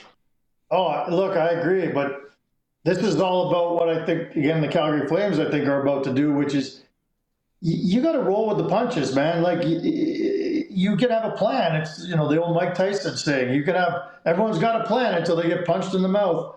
Like the Flames have been punched in the mouth. So have the New York Rangers. Deal with it. You have to change your tack to a certain degree. And I think you got to lean into it. Like the Calgary Flames, I just wrote a column on Sportsnet about Blake Coleman. Do you trade him or not? I think he's going to tell us everything we need to know about how serious they are about rebuilding if they trade Blake Coleman. And even Blake doesn't know exactly what they're going to do. He says it's pretty murky right now. Anyway, one thing before we go. Colson, can you just put it up there? The other day we were talking about lowlifes. Me driving around in my mom's cheesy Corvette wearing a turtleneck. I actually have photos of me with my turtleneck and that cheesy white. That's an 85 Corvette. I thought I was the man. Like you could tell by those poses that I thought I was the bomb. That's the old LA Kings jersey when they went to the black and silver. Yeah. It matched my 11? Corvette. Is it say number 11? Yeah. Was that Bernie Nichols? I'm trying to remember what Nichols was. No, that was my jersey. That was Canadian Airlines. That was a Canadian Airlines beer league team. So remember Canadian Airlines? They don't even exist anymore, dude. And that jersey was my number 11. That was the number I always wore. So anyway, cautionary tale. The pose. We save that picture, please. Yeah. Oh, I just sent you a text message, a test, just to make sure you have my number when you're planning this golf trip. I just wanted to make sure you still have my number. You and Kenny Weeb. Okay. You're on the list, bro. You're on the list. Don't worry. And I don't know when you're on TV next, but when you're next on with Sportsnet, can you please drop a low life? Then everyone that listens to the Sports Cage will know. Oh, just do it. Okay. I'm doing the Flames game tomorrow against the Islanders. Oh, Saturday night hockey, you might get in trouble. No? Well, I like a challenge. Let's see if there could be a low life dropped in there. We'll see. I love it. Newendike had 3 cups, by the way. Yeah. 89 with Calgary, 99 Dallas, 03 with New Jersey. Okay. Yeah. I think he's one of. There's only a couple players who have 3 Stanley Cups in 3 different cities. He's one of them. I think my wife is listening because she had to drop my daughter off at the rink. So this whole golf trip thing, just let's make it happen. She's always fine with me going on another golf trip. Oh yeah, the wives are always they love it. I just had that conversation an hour ago with my wife. Yeah, we might not talk again this weekend. Right on. Catch you later, buddy. Have a good weekend. See you, boys. See you later. See you, little lives. There's Eric Francis, our NHL Insiders, brought to you by Sports Select. You can make your picks online now. Any of the NFL games, we're going to be talking about that more as we go along here. Every bet's 100% legal. Chance of winning cash in hand. Bet on the original. Must be 18 plus to play. SportsSelect.com. We'll go to break here. Sean and I are going to come back, a little clutch performer. Then we're going to talk junior and NCAA hockey with advisor Darryl Wolski. It's the Sports Cage on the home of sports in Saskatchewan, 620 CKRM. First off, I don't know if you checked the Prairie Line Rentals text line. Craig from Yorkton, he storm stayed at the Atlas Hotel, so he sent us a screenshot. He's watching us on his TV. He does add 10 pounds in my football jersey here for sure. My clutch performer is simple, and I'll throw it to you, Sean, is anyone that was working outside last night and this morning in Saskatchewan, like border to border. It was gross. The linemen, EMTs, firefighters, cops. I know I'm missing some. The guy that had to even, deliver mail and all. Thank you so much. Buy them a coffee if you get a chance. You're my clutch performer. Sean, over to you. Yeah, I got two. One kind of sticking, easy for me to say, with the weather. The people who, after days where it's snowy and all blows around, who are taking the Heel Toe Express around town, and they make the initial footprints in the snow that the rest of us follow. The people who sacrifice getting the snow in their shoes and the wet socks, making a trek for the rest of us to follow. And then I couldn't find the clip, but there was a game the other day with the Everett Silvertips where there was a fight around the net. And a kid, when they were getting in a fight, took the water bottle off of the goalie's net and started spraying the other guy with the water bottle. I've never seen that before, so that gets a shout out. Yeah, I can't remember his name, but I don't want to give somebody credit who didn't do it. And I tried to find it today. I think it was just on one of those like WHL like discussion pages or something on Instagram. And they were fighting and the net comes off and he reaches over and he grabs the goalie's and he starts spraying it down the guy he's fighting's jersey. And then he gets kicked out of the game. But I've never seen that before. So 10 out of 10. Oh, we got to find that video. That is, that seems like more 80s, 90s thing than to do nowadays. Did he get suspended? Do you know anything? I don't know. I think he was, and he scored 2 goals. It was, they were playing Moose Jaw. It was like they were out shooting them like 50-16 and beating them like 8-2 or something. And then he was just spraying guys with water bottles. It was just phenomenal. Clutch Performers brought to you by Nick's Service in Emerald Park, your local Massey Ferguson, Challenger, Rogator, Gleaner, and Fent dealer. Break, and then we come back. Darryl Wolski. We're talking junior hockey. We're talking NCAA. It is the Sports Cage, streaming through our YouTube channel at sportscage.com. Welcome back to the Friday edition. Sean McEwan's joining me here from our sister station, The Wolf, and X in Calgary and Red Deer. It's for Nelson Homes, supplying home packages and RTMs for over 65 years. Western Pizza tonight. That's what we're getting. Why cook? Grab a wheel. It's a family board night game. Board night. That threw me for a loop. I was like, we have a doorbell here? I thought someone was here for a second, and then I realized it was in that. Yeah. You don't have a dog. Obviously, you have cats. No, you hear the dog. Board, it's game night. Whatever, that's what I'm trying to get. So Western Pizza. Let's go to the Western Pizza guest hotline. I've teed it up. He's been on the program before. Darryl Wolski, junior hockey agent, NCAA advisor, is joining us. I heard you're a clutch performer. You played hockey today and not feeling great. I'm like Markstrom a bit. I let in 8 goals on 29 shots. I haven't put the equipment on in about 4 years. So the guys were begging me. I went out there and it was horrible. I can't even. I'm replaying each goal in my head, going, and the games get streamed. So I'm going to go later on and just make a highlight reel of how shitty I was. Sorry, how bad I was today. You don't play hockey for 4 years and just going to skate, up and down the wing or play D is tough. Goaltender. No, you're wrong. You're wrong. I thought it'd be no big deal, but it was a big mistake today, by the way. Yeah, that's not great. So last time we talked, obviously a lot was moving.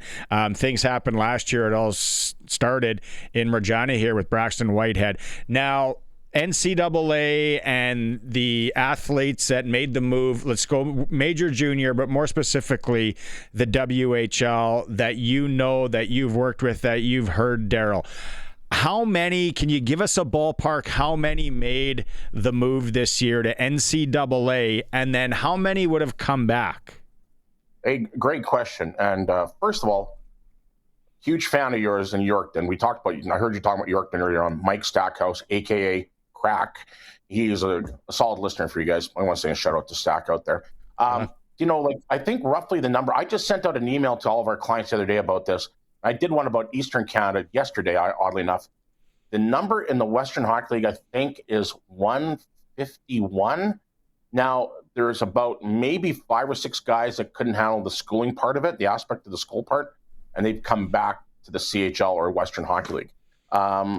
So that's kind of the number. And, and now you're going to start seeing, I know in the USHL, and I don't want to mention the team names, that they're providing NIL money to some players in USHL. To my knowledge, I don't think any kind of quote-unquote NIL money is happening in the Western Hockey League or OHL or Q. But, for example, here in Brandon, I know that old goaltender Brian Elder 20 years ago was making $600 a month as a 20-year-old, and 20-year-olds still today are making $600 a month. So the schooling part and the athletes that that have come back because of the schooling, are you seeing I guess maybe more of a weeding out process? Are they really looking and saying, okay, are you ready? Because the clearinghouse is no joke to go through. I had to, personally, and I was like, I need to do calculus. What? No, so is there a process now, do you think, or are more teams saying to kids, all right, if you're not ready for this, maybe we need to rethink this? You know what? It's the old story that teams want to win, and it's hockey will never be like Johnny Manziel. You know what I mean? I see so many videos on Johnny Manziel. I mean, hockey will never to be that status. An old client of mine, and I want to give people, I'll try and make this a short story. His name was David Bonk. David Bonk told me he played for Northern Michigan. So they would say fly to Alaska on a weekend, and then they'd come back. And so say you got to be in school at 8 a.m. If they're at school at 8:05 a.m., they got kicked out of class. They were done. That was it. They were kicked out for that day. If they're 5 minutes late, basketball and football have different rules. I don't know about baseball. I'm not really plugged into that world, but I just know that hockey guys got to follow a certain amount of, they got to follow a certain line, so to speak, in the sand. And I think that's tough. I mean, here in Brandon, I think Roger McEwan, he's a Saskatchewan guy. I've been told that Roger's having a tough time in school. So, I mean, because it's a thing that, Roger, for example, probably hasn't, I get it. When I was 19 years old, I stopped going to school, and it was a big mistake, and I became super dummy. And then by the age of 20, I was okay. But I'm still saying, that's just my opinion. I mean, I think that guys, they have to be fully prepared going into this, that they're going to have to go, this is not a joke. You're going to have to maintain a 3.0 GPA. And for a lot of people, they don't understand what a 3.0 GPA is. A 3.0 GPA is probably having at least a B in school, B to B plus. So if you're as my buddy Jerry would say, if you're a brick, if you're dumb as a brick, school will not be good for you, regardless if you're making NIL money. If you're on the first line of North Dakota or first line of Michigan, you're still going to have to be somewhat decent in school. You can't be a dummy. I was, I think it was, it would have been a couple of weeks ago during the OHL trade deadline. There was the story that came out that Owen Sound traded Carter George because BU was circling around him. And as of right now, there's obviously the rule where if you have your ELC, you can't go play college hockey. But then I saw that there might be some softening around that, where guys who are signed might be able to go to the NCAA. I think what you're going to see is you see some pro guys. You see some guys that are saying I call it the cheese toast, the East Coast. So guys in the East Coast are, and maybe some guys maybe kind of touching American Hockey League games, they're allowing them come to NCAA where the rules are a little bit light on those, I call them semi-professional players. And of course, those guys hate being called semi-professional. But it's, when they're playing East Coast or American Hockey League, they're enabling them to come back to NCAA. If they have an ELC, I don't think that rule has softened at all. To my knowledge, it's still pretty hard and fast. You got a 3-year deal with the Winnipeg Jets. You can't go and play for University of North Dakota. And even in USHL, if you have an ELC, you can't play in USHL. Because I was going to ask too, because obviously when the being able to go back and forth, the rules changed around it. There was concerns, at least people had initially with the CHL about people leaving and whatever, right? But have you heard there being more concerns from Americans in the American hockey world, because you got guys like Hulbert and Kamloops, who very clearly could have played in the USHL and been a star there instead of going to college right away, who's come and played in Kamloops. And then I was even looking today at the University of Nebraska Omaha's NCAA team. They have 20 Canadian players and 3 Americans on their team. I think think that UNO went and cherry-picked every player from U of A. That's another thing that's going on that wasn't able to do before. Like, not that anybody's going to, sorry, U of R, I beat up U of R on your show all the time, and I'll beat up U of M too. But, places like Trinity, McEwan, U of R, U of M, there's no NCAA team going to go cherry-pick any of those guys, but they're going to go cherry-pick really good U sports players in Alberta. They're going to go U of A, which UNO has done, or Mount Royal, or UFC, or UBC, and U of S. Those are programs that, like Bert Gilling, for example, Mount Royal. He's like Bert said before, when the rules were where they were 3 years ago, he said to recruit players in U sports was very difficult. He says now, you can imagine it's even more difficult for those U sports guys. I want to, it's funny because the entry-level contract and what you guys are talking about, I heard the other day, and I can't remember what show it was on, where they're starting to explore it with basketball.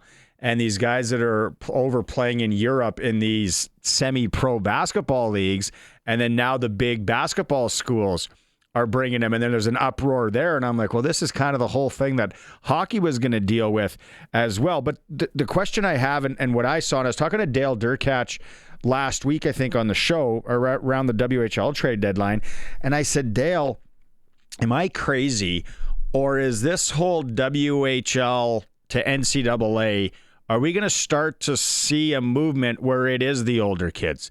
It's the 19, the 20 that's going to be 21. Because, Darryl, you've seen it. Sean, you've seen it as well. Anyone that's played hockey and junior hockey, and you're at 16, 17, you're 18. 18 to 24 is a jump. Like, the 24-year-old is a man. Are we going to start seeing maybe older, they're going to sit out, or they're going to play out a little more of their WHL days? I think you're going to see other changes too. One thing that was brought up, I seen on an NCAA email that I wasn't supposed to see, but I did see it, was one thing has been, like, people don't understand that the transfer portal too is another really confusing thing. And I live this world, from 7 a.m. to like midnight every day. Well, some days 9 a.m. But you know what I mean? Like, the transfer portal is very confusing. And so now what's being put into place, and this transfer portal rule is not mainly geared towards hockey, even though some guys will bounce around from team to team, but it's really bad in football. So, like, 1 year, hey, let's go play at Indiana. 1 year, let's go play at TCU. 1 year, let's go play we'll go to the highest bidder. So what the proposed plan now for the transfer portal is, you get to go in the transfer portal once, and it's a one and done. And so if you've played, say, 3 years for North Dakota, you don't like the coaches, you don't like, the coach in North Dakota, you want to go somewhere where you're going to play more time. Okay, well, you can go to Minnesota Duluth for your fourth year. But now, I don't remember the exact stats on that Diego Pavia, but hasn't he played 7 years of college football? Like, I don't even know how that's able to beat Pavia, and I think he's still got a year of eligibility. So, I mean, there's so many things. Like, one coach summed it up best, and he was from Ohio. He says, we learn about the rule changes on social media, because the coaches themselves, they don't know the rules changes. I don't know the rule changes. Sometimes I got to find out about on LinkedIn or Twitter, because the change of the rules and the eligibility changes on a daily basis.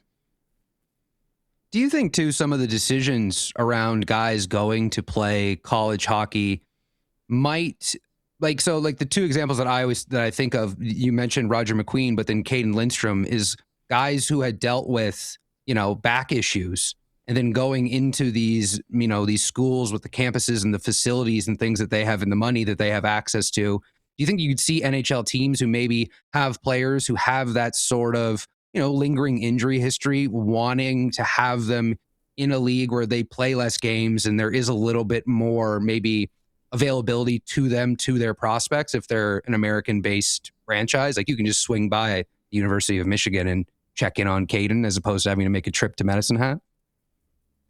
Yeah, I think that I remember Andy Murray, a great coach at NHL, and he finished his career off in Western Michigan. I remember Andy saying that NHL teams really didn't have a huge say in if they went to junior or college. Now, once again, Andy's back the pre-NIL era, and not that NIL is a big deal. Like, I keep going back to NIL. It's not really a big deal. Like, I mean, of course, you got the Gab McKenna's making $700,000 Penn State.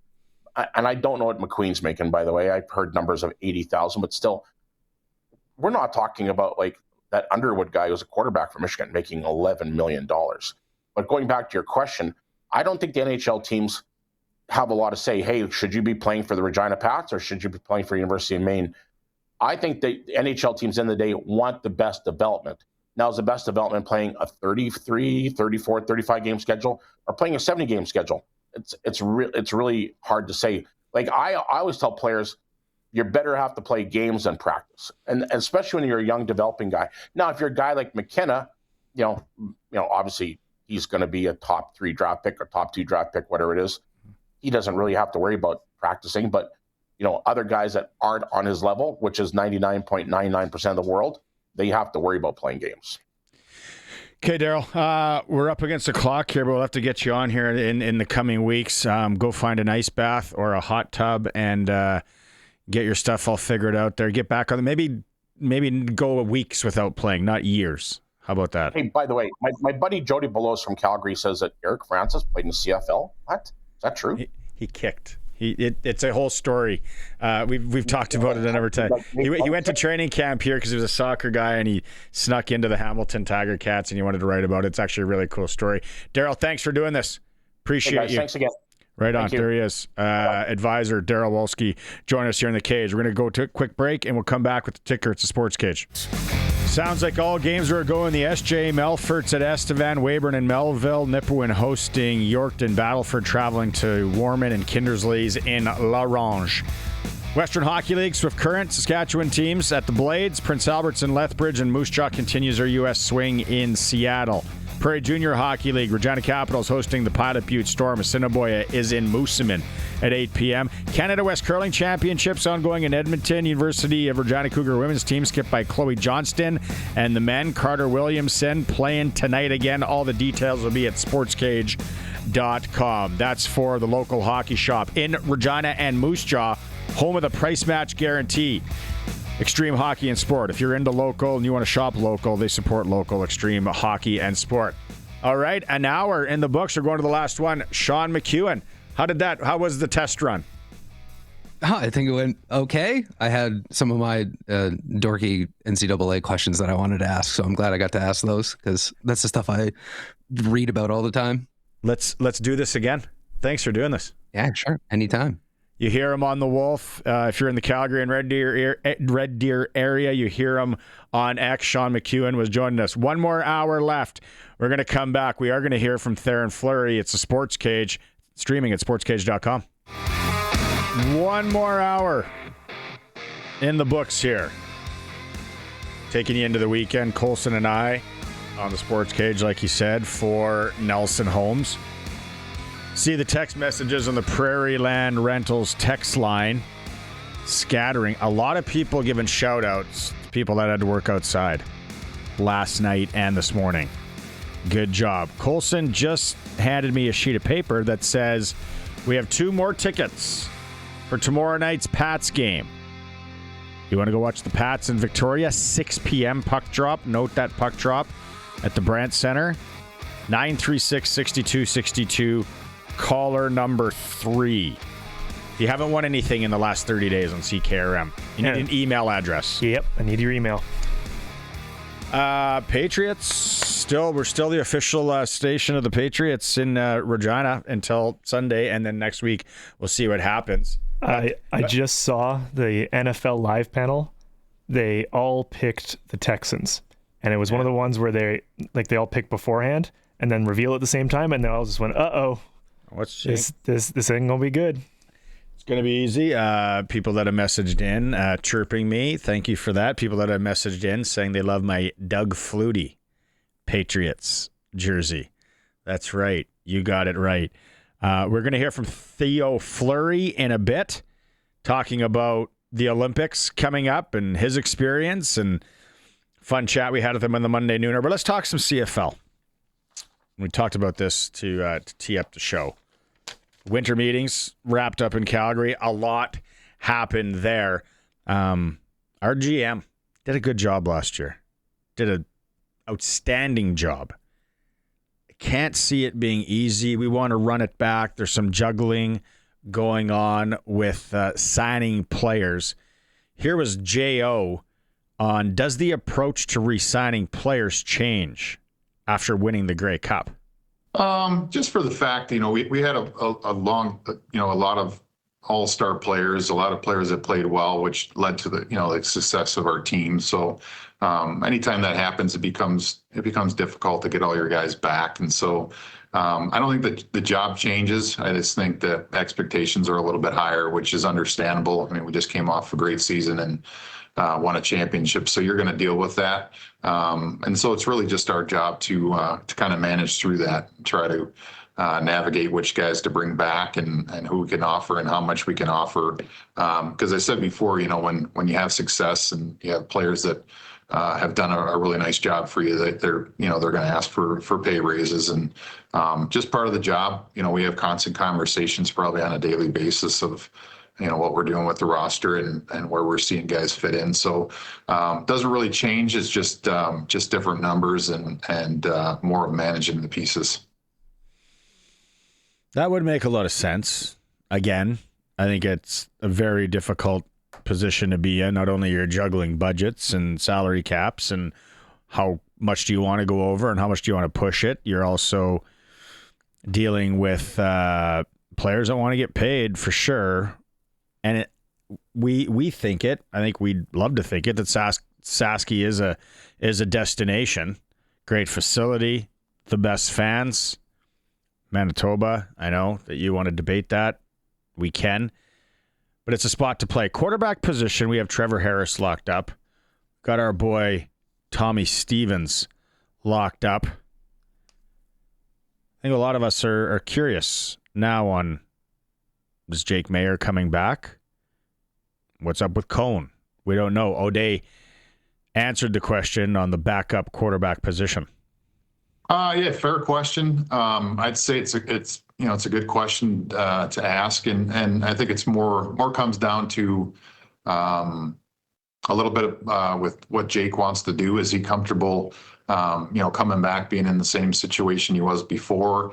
And that's probably a question to ask him, because his thought process is, do I come back and kind of be put in the same position, or do I have an opportunity to go somewhere else where I feel like I might be able to start or play more this season? So those are conversations we're having with those guys.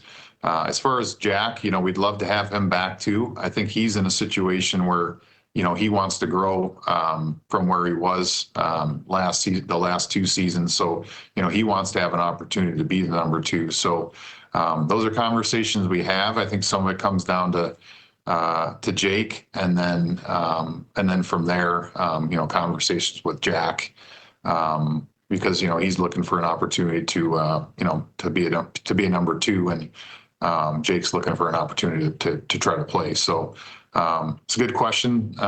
They'll be ironed out shortly. We've had conversations with both of them, and so it's it's an ongoing discussion with those guys. Obviously, we're not in free agency yet, but we have a plan in place. That makes it interesting. It makes me makes it think. When he says you have to ask Jake. We had Jake in the studio. I mean, Jake's got a future possibly in broadcasting if he wants. I had him in it right before the West Final, I think, that week. He seemed happy here. He seemed to know his role, who he was behind. 2-quarterback league, we talked about that. I think this year, especially here, we didn't see it as much as the year before. But you need a capable backup for sure. Was Jake that capable backup, or is Jack Cohn ready to maybe be that capable backup? Can Tommy Stevens show something on the slinging side? I would love to ask Jake Mayer if he was in town. He's down in Phoenix, Arizona. If you follow him on social media, he's doing a lot of training of young quarterbacks. So that'll be interesting. I don't know if there's another better spot though for him to go. We don't know everything that's going on in the league, all that, but just thinking out loud, like this would have to be the spot. He's not going to go be a starter anywhere. Trevor's not going to play every game. Probably going to be times that he can go in. So aren't the Riders the best fit? And then Cash comes into it, and there's a lot there. The only thing I could think of is like what happens with Ottawa and Toronto. Does Ottawa stick with Drew Brown? Do they try and snake Chad Kelly away from Toronto? If both those teams stick with their quarterbacks, then this is definitely the best spot for him. If they start doing some switching back and forth over there, then there might be an opportunity for him there. That's just off the top of my head, because I think everywhere else they've got their quarterback locked down. The only thing on that front is when they were talking at the winter meetings today, they said Chad Kelly, the Argos and Clemens was there. They said Chad Kelly is their guy. He's their starting quarterback. Exactly. Do you want to go to that dysfunction? And I know they got Huff in there now, and Jim Barker's going there now, but it seems a little dysfunctional. Do you want that when you can come back to Sasky, know the lay of the land, know who you're playing behind, coaching staff on the offensive side basically all the same. You got Trevor there as well. I think that weighs into it. Even if it was a few more loonies, I think Sasky's a strong play. The other debate we've had, we're waiting for the shoe to fall, and are they going to the window? AJ Allen and his representation, because we're waiting. AJ Ouellette, no, he hasn't signed yet. What's up there? Is there maybe some surgery or an injury that things are happening? What's up with AJ Allen? Is he going to the window? What's going on with him? O'Day did talk about the contract negotiation, although it's brief, with AJ Allen. Just in discussions with him, a little back and forth, obviously, but have reached out to him, his agent, kind of gone back and forth a little bit, but I would just say that they're ongoing. Is that the next shoe to fall? Is that the next, I think we were thinking about it and we were hoping about it. I think Sharky was big on that one, that he wants him back and wants him back fast. Coach Mace did speak this week also as well, and he talked about the changes to his coaching staff. I'll start with Big Phil and Higgs, man. Obviously, they put in a tremendous amount of work for us and helped us get to where we need to get to. But for different reasons, we decided to make a change. Both of which being Micah Johnson and Stusik, they're full time in Regina, man. Incredibly important. Half of our staff lives full time in Regina. So, the amount of work that we can get done together is extremely important. Both of those guys, what green and white means to them, you can't get that out of a lot of people. Super important for myself and for, I think, a lot of people in the building. So unfortunately for the Rams, they lost another coach, but shoot, they've still been rolling, man. They didn't need Donnelly, so now maybe they don't need Stusik. I don't know, but extremely happy to onboard those two coaches, and they've already been in the office working away, man. So incredible additions in my opinion and view. Gotta love it. We talked about Jeff Stusik, has been around football in and around Regina for a long time, so good to see him part of the fold. More Rider stuff coming up next week, of course, through the winter meetings. Before we get to Theo Fleury, then we're going to have Arash Madani in a bit here as well. It's time for Sprinkle of the Day. And it's 4 games. We're going NFL. It starts tomorrow. 936-6262, Prairieland Rentals, 600 Albert Street.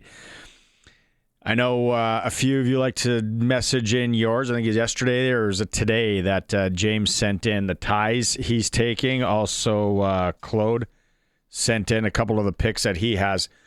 Now, the first one, sportselect.com. So I talk about this. If you don't know this, the little S on all the sportselect.com of all the games, when it has the little S, that means you can play it on its own.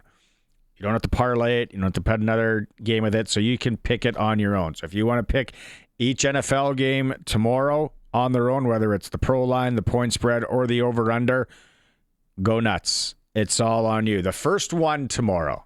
This is the one when I was talking earlier to Arash Madani. The Buffalo Bills at the Denver Broncos. Josh Allen. Yes, X Factor. Unreal what he can do. But Denver had the week off. Denver's got that D. And then this line moved from somehow Buffalo being a half-point favorite to now Denver -1.5. The pro line numbers, 260 for Buffalo, 220 for Denver.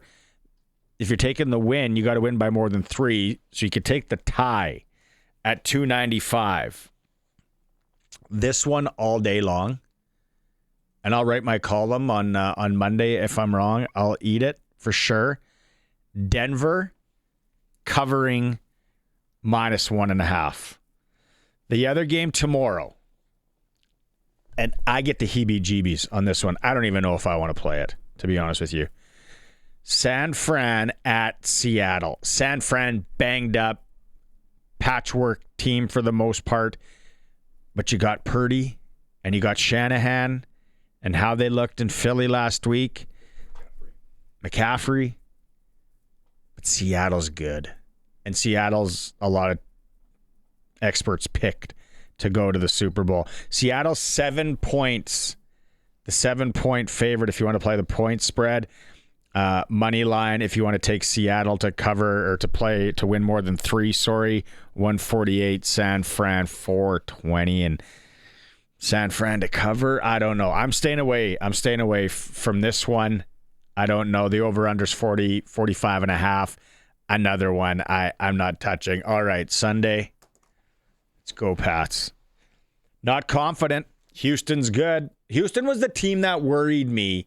We could probably go back to a show a couple of weeks ago, well, probably even more. And I watched Houston play, and I was like, Houston could come out of the AFC. That's what I think. Defense is good. Stroud at the quarterback position last Monday night against Pittsburgh, they didn't look very good, especially the first 3 quarters. But the Patriots are -3.5.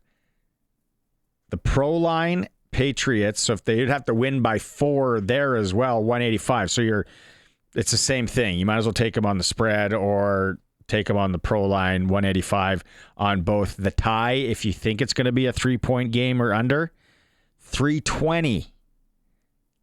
That looks inviting to me, but I got to roll. I got to roll Pats. I'm going Pats to cover the 3.5. The over-under's 40.5 after watching Houston last week. I don't know. And their defense, I might stay away from that. If anything, I would lean to the under. Then the last game, Rams, Chicago Bears. If you're watching the stream, the weather in Chicago, was that yesterday? Snowing. It looked like Saskatchewan last night. Snowing sideways. It's going to be cold. The off the water there, it's going to be bone-chilling cold. Arash brings up a good story. You'll hear him in a bit. We're going to replay that. Stafford did play in the NFC North, so could be used to it. This one I could be swayed a lot of different ways. 3-point game though. Tight one. Take the tie. 330. Again, it's got the S there. It can play it on its own. The point spread's 4. The Los Angeles Rams. I can't figure out this one. The Rams. That's where I'm going. Scratch all that. I'm going Chicago to cover 4. Pays 180. The over-under's 48.5. You don't have to go to the store. You can go fill out the form, but now you can do it all online. QR code. Go to your Lotto Spot retailer. They scan it. Every bet is 100% legal. Chance of winning cash in hand. When you're ready to go, bet on the original.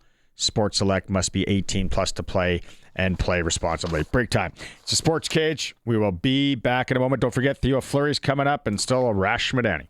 Colson just brought it up. It's hockey weekend in Saskatchewan. Avonlea, Saskatchewan. Everyone out there, drive safe. Should be a great event tonight. Western Hockey League, Swift Currents at the Blades tonight. Prince Albert's and Lethbridge. Moose Jaw continues their U.S. swing into Seattle. Take on the Thunderbirds. SJHL, We'll have our SJHL report coming up again next week for Chad Reach, Senior Wealth Advisor at GP Financial Services and Avisa Wealth. Melfort's in Estevan. Melville welcomes Weyburn, Yorkton, and Nipawin. Warman hosting the Battlefords and Kindersleys at La Ronge. Prairie Junior Hockey League, Pilot Butte at the Regina Capitol, 7:45 at the Ritchie. Assiniboia Southern Rebels in Moosomin, 8 p.m. to take on the Steelhawks. Canadian West Curling Championship going on in Edmonton. University of Regina Cougar women's team skipped by Chloe Johnston. And the men's side, Carter Williamson back on the pebbled ice at 7 p.m. tonight. We'll have all the results and the details at sportscage.com. No Canadian teams in action in the NHL tonight. It's brought to you by Steelcraft Doors in Regina. Made in Western Canada for Western Canada. New 40,000 square foot facility. If you need a garage door, they have it at Regina Steelcraft Doors. We had our senior hockey report on Wednesday, like every Wednesday here on the Sports Cage, brought to you by Croft Electric and Warren Steinley, MP for Regina Louvain. It's powered by the Monday Nooner podcast. Now, the Monday Nooner podcast released our senior top 10 show last night. We had a special guest hop on, Theron Fleury. That's right, number 14, Flames fans. Theo Fleury, former Moose Jaw Warrior, two-time Olympian, Olympic gold medal winner, and Stanley Cup champion. If you haven't heard, Theo is going to be coaching the Round Lake Bears, playing out of the Ochapowace First Nation. Round Lake making another run at things in A. Roster looks pretty good from what I see and what I know. And then you see Theo Fleury is coaching the Round Lake Bears. So if you want to hear that whole interview, you can go to the Monday Nooner podcast, find it anywhere you listen to podcasts, download it. That's Apple, Spotify, Google. It's all free of charge. Senior Hockey Top 10 with an interview of Theo Fleury. So while we had him on, I thought, well, I got to ask Theo about what he thinks about the Olympics coming up. He played in Nagano, where unfortunately Canada didn't even medal. You remember the shootout. He's going to talk about that here in a moment. And then he won gold medal in Salt Lake City. So I thought it'd be interesting to play some of that interview last night with Theo Fleury from the Monday Nooner podcast. Can I ask you what you think about the Olympics coming up? First off, the rink and how funny that's been. And then what do you think about Canada's team? Yeah. Well, it blows my mind that the rink's not ready, you know. It's like the premier event at the Olympics. Like, I know the final game when we played against the Americans in Salt Lake, 80 million people worldwide watched that game, right? So I blows my mind that the rink is, kind of in shambles still. But it doesn't matter whether it's 200 by 85 or 200 by 100 or 185 by 85, you're still going to probably see the best hockey that's been played for a very, very, very long time. And it'll be interesting to see who ends up winning that gold medal because, in a one game showdown, anything can happen. And we saw it in 98, we didn't lose a game. We didn't lose a game and we finished, we didn't lose a game till the last one. And we finished fourth at the Olympics. And, we lost in an individual skills competition, which was a joke. Sudden death means, get the swords out, get the shields out and let's play this out. But obviously Canada has to be the favorite, as they always are. It'll be great to watch how they sort of gel and develop and whatnot. And any omissions? Any omissions on the team? Well, you could put two teams from Canada and they both do well. So, unfortunately somebody's got to get left off the team. You can only bring 23 guys to the Olympics. So,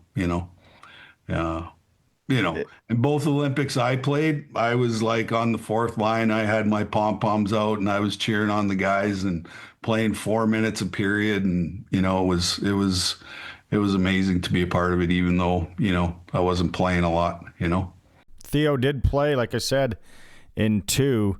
We had the Nagano. Some of you might even be too young. I know Colson across the room here was too young. He won't remember that. He wasn't even born yet. A shootout with the Czechs. Theo shot in that shootout. And then the next day, they play the bronze medal game against Finland and lost 3-2. We were so pumped. Gretzky on the team, Messier, and we expected gold, let alone not to medal. General manager was Bobby Clark. I remember that. Eric Lindros was so good. Steve Yzerman, Ray Bork, and they played at the Big Hat in Nagano, Japan. Yeah, going back there. And then, of course, they won it in Salt Lake City, rebounded, and Theo was part of that. If you want to listen to that whole interview, Theo talks senior hockey, coaching the Round Lake Bears, coming up here, Senior A Provincials. Again, it's at the Monday Nooner podcast, wherever you listen to podcasts. The Sports Cage. We're streaming through our YouTube channel at sportscage.com and we're on 620 CKRM.